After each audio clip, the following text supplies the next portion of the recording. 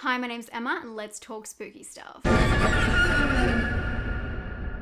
Thrilled with the upcoming horror VOD movies that were set to be released this month. I asked you in my latest video what you wanted me to review, and it was pretty obvious that the majority was interested in Sator. Yes, it's pronounced Sator. Like others in the comments section, I was curious if this had anything to do with the Sator square. This is a word square that is a 5-word palindrome. The popular version of the square has the word Sator at the top, and this can be translated to sower, planter, seeder, or founder. The square has mystical associations being used in folk magic to put out fires, remove jinxes, and for protection. And although this film has some very strong folk horror aesthetic, it has nothing to do with this Sator. Sator's blurb reads, secluded in the desolate forest, a broken family is observed by Sator, a supernatural entity who is attempting to claim them. But the film itself is anything but straightforward.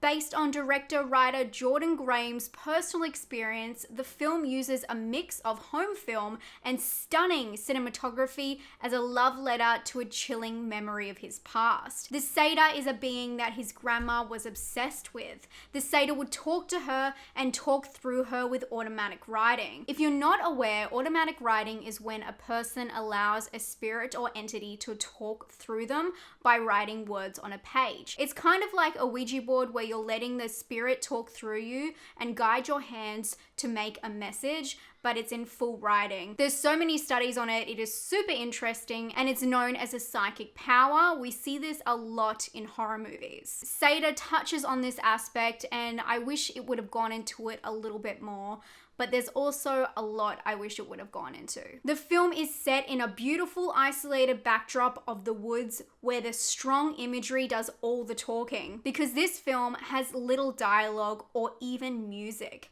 The opening scene has strong black and white occult witchy imagery. I think some people would say this completely echoes The Witch, and unfortunately what I thought may be a taste of what's to come and the story that would unravel was really an indication of how the whole story would flow, with little storyline, striking images, but a hollow film lacking something that all audiences look forward to: a good storyline. As per his director's statement given out in PR, he said, and I quote, "I belong to a family whose members heard voices, whether these illusory sounds were due to mental illness, psychosis, or susceptibility to hearing some other worldly communication will never be known." One thing that's clear is his passion to communicate this deeply personal story. But unfortunately, this is where I feel like the film may fall flat for majority of audiences. The film is made up of different types of media,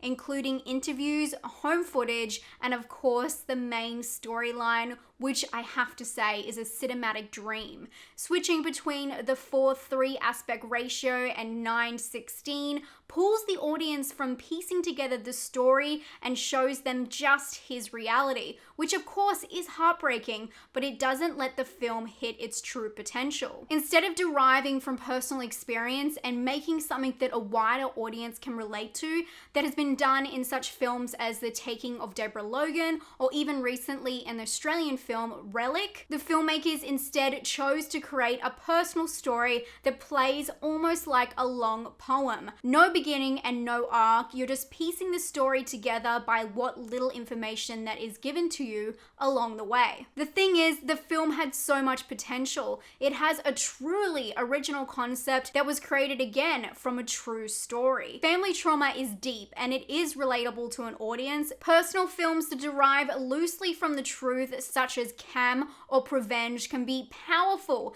and also liberating, because that is what horror is all about: taking a personal fear and explaining it universally, turning our psychological and metaphorical monsters into something we can defeat. fact, something we have to face. And this is something that others can relate to, even if they don't realize it at the time. From my perspective, the director didn't want to alter his memories and translate them into a flowing story, and unfortunately, this will end up losing viewers along the way. The film is a slow-moving, repetitive piece of art, and although it may have a final bang, it doesn't present much more than the blurb tells us. But what it does present is beautiful, dark imagery with really strong elements. The tall trees looming over the isolated characters, closing in on them. And of course, the home video, some that is in black and white, that truly echoes the feel of the Blair Witch Project found footage. Those segments really did remind me of that film, just the idea of being out in the woods alone with this entity. But unfortunately, this is a film. It should rely on the storyline and not the images alone. Sator is based upon a family's dark past, and it is heartbreaking, tragic, and terrifying, but it fails to be adapted to a relatable format. I'm gonna give this one a personal score of 4, unfortunately. I really wanted to love this film, but it just didn't grip me. Great idea, but it just didn't get there for me personally. And originality, I'm gonna give it a 7 because I did think it was an original structure. I have to give it to the director for doing something completely different by incorporating the home vision and switching up the way they told the story. It was not completely linear. So originality, that makes sense. But unfortunately, I don't think that makes the most entertaining film.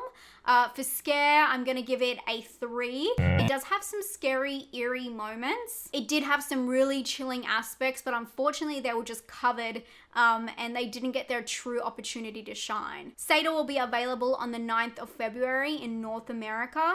I can't wait to hear what you think about this film and those different aspects.